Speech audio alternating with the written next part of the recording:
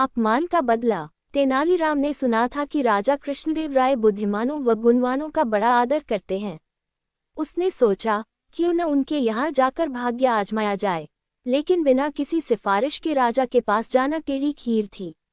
वह किसी ऐसे अवसर की ताक में रहने लगा जब उसकी भेंट किसी महत्वपूर्ण व्यक्ति से हो सके। इसी बीच तेनालीराम का विवाह दूर के नाते की एक लड़की मगम्मा से हो गया। 1 वर्ष बाद उसके घर बेटा हुआ। इन्हीं दिनों राजा कृष्णदेव राय का राजगुरु मंगलगिरी नामक स्थान गया। वहां जाकर रामलिंग ने उसकी बड़ी सेवा की और अपनी समस्या कह सुनाई। राजगुरु बहुत चालाक था। उसने रामलिंग से खूब सेवा करवाए और लंबे चौड़े वायदे करता रहा।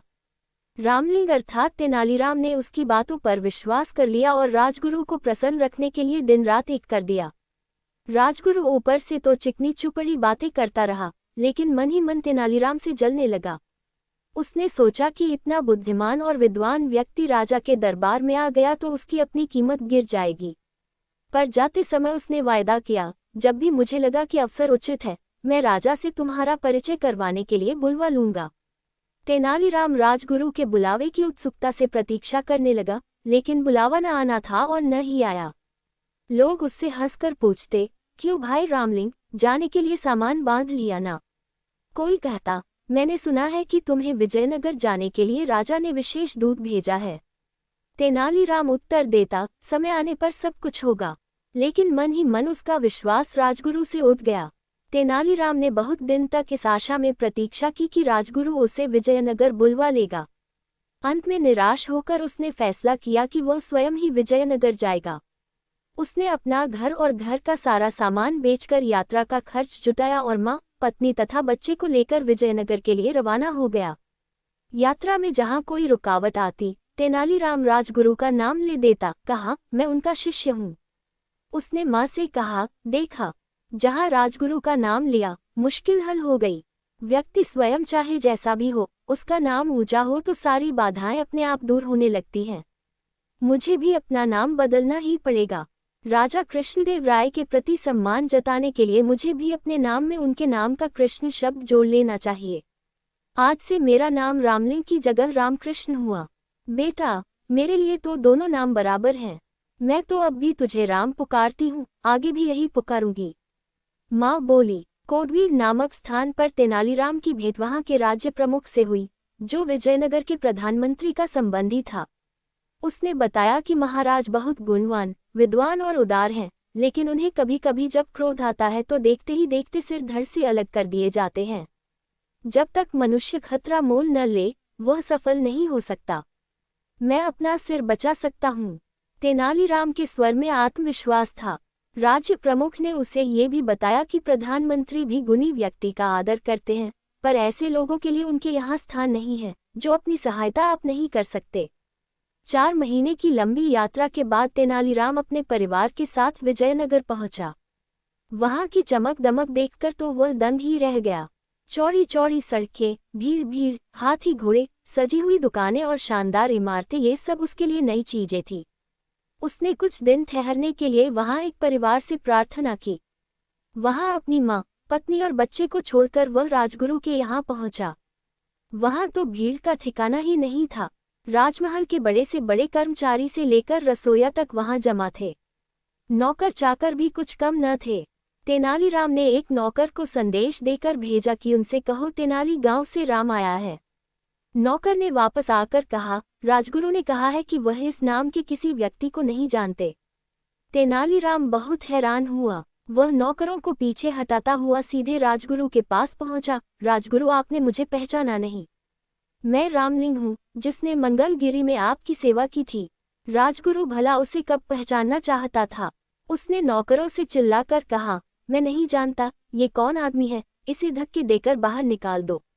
नौकरों ने तेनालीराम को धक्के देकर बाहर निकाल दिया। चारों ओर खड़े लोग ये दृश्य देखकर ठहाके लगा रहे थे। उसका कभी ऐसा अपमान नहीं हुआ था। उसने मन ही मन फैसला किया कि राजगुरु से वह अपने अपमान का बदला अवश्य लेगा।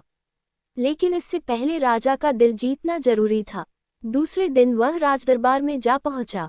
उसने देखा कि वहां जोरों का वाद विवाद हो रहा है। संसार क्या है, जीवन क्या है, ऐसी बड़ी बड़ी बातों पर बहस हो रही थी। एक पंडित ने अपने विचार प्रकट करते हुए कहा, ये संसार एक धोखा है। हम जो देखते सुनते हैं, महसूस करते हैं, चखते या सूंघते हैं, केवल हमारे विचार में है। असल में ये सब कुछ नहीं होता, लेकिन हम सोचते हैं कि होता है। क्या सचमुच ऐसा है? तेनालीराम ने कहा, यही बात हमारे शास्त्रों में भी कही गई है। पंडित जी ने थोड़ी ईंट दिखाते हुए हैरान होकर पूछा, और सब लोग चुप बैठे। शास्त्रों ने जो कहा वह झूठ कैसे हो सकता है? लेकिन तेनालीराम शास्त्रों से अधिक अपनी बुद्धि पर विश्वास करता था। उसने वहां बैठे सभी लोगों से कहा, यदि ऐसी बात है तो हम क्यों न पंडित जी के इस विचार की सच्चाई जांच लें। हमारे उदार महाराज की ओर से आज दावत दी जा रही है, उसे हम जी भरकर खाएंगे। पंडित जी से प्रार्थना है कि वह बैठे रहे और सोचे कि वह भी खा रहे हैं। तेनालीराम की बात पर जोर का ठहाका लगा। पंडित जी की सूरत देखते ही बनती थी कि महाराज तेनालीराम पर इतने प्रसन्न हुए कि उसे स्वर्ण मुद्राओं की एक थाली भेंट की और उसी समय तेनालीराम को राजविदूषक बना दिया। सब लोगों ने तालियां बजाकर महाराज की इस घोषणा का स्वागत किया, उनमें राजगुरु भी था। अगली कहानी। अपराधी। एक दिन राजा कृष्णदेव राय व उनके दरबार में बैठे थे। तेनालीराम भी वहीं थे। अचानक एक चरवाहा वहां आया और बोला, महाराज मेरी सहायता कीजिए, मेरे साथ न्याय कीजिए, बताओ तुम्हारे साथ क्या हुआ है? राजा ने पूछा, महाराज मेरे पड़ोस में एक कंजूस आदमी रहता है। उसका घर बहुत पुराना हो गया है, परंतु वह उसकी मरम्मत नहीं करवाता। कल उसके घर की एक दीवार गिर गई और मेरी बकरी उसके नीचे दबकर मर गई। कृपया मेरे पड़ोसी से मेरी बकरी का हर्जाना दिलवाने में मेरी सहायता कीजिए। महाराज के कुछ कहने के पहले ही तेनालीराम अपने स्थान से उठा और बोला, महाराज मेरे विचार से दीवार टूटने के लिए केवल इसके पड़ोसी को दोषी नहीं ठहराया जा सकता। तो फिर तुम्हारे विचार में दोषी कौन है? राजा ने पूछा। महाराज यदि आप मुझे अभी थोड़ा समय दें तो मैं इस बात की गहराई तक जाकर असली अपराधी को आपके सामने प्रस्तुत कर दूंगा। तेनालीराम ने कहा। राजा ने तेनालीराम के अनुरोध को मानकर उसे समय प्रदान कर दिया। तेनालीराम ने चरवाहे के पड़ोसी को बुलाया और उसे मरी बकरी का हर्जाना देने के लिए कहा। पड़ोसी बोला, महोदय इसके लिए मैं दोषी नहीं हूँ। ये दीवार तो मैंने मिस्त्री से बनवाई थी, अतः असली अपराधी तो वह मिस्त्री है जिसने वह दीवार बनाई। उसने इसे मजबूती से नहीं बनाया, अतः वह गिर गई। तेनालीराम ने मिस्त्री को बुलवाया।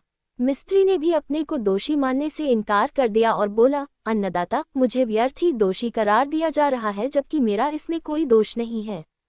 असली दोष तो उन मजदूरों का है जिन्होंने गारे में अधिक पानी मिलाकर मिश्रण को खराब बनाया, जिससे ईंटें अच्छी तरह से चिपक नहीं सकी और दीवार गिर गई। आपको हर्जाने के लिए उन्हें बुलाना चाहिए। राजा ने मजदूरों को बुलाने के लिए अपने सैनिकों को भेजा। राजा के सामने आते ही मजदूर बोले, महाराज इसके लिए हमें दोषी तो वह पानी वाला व्यक्ति है जिसने गारे चूने में अधिक पानी मिलाया। अब की बार गारे में पानी मिलाने वाले व्यक्ति को बुलाया गया। अपराध सुनते ही वह बोला, इसमें मेरा कोई दोष नहीं है महाराज। वह बर्तन जिसमें पानी हुआ था वह बहुत बड़ा था, जिस कारण उसमें आवश्यकता से अधिक पानी भर गया, अतः पानी मिलाते वक्त मिश्रण में पानी की मात्रा अधिक हो गई। मेरे विचार से आपको उस व्यक्ति को पकड़ना चाहिए जिसने पानी भरने के लिए मुझे इतना बड़ा बर्तन दिया।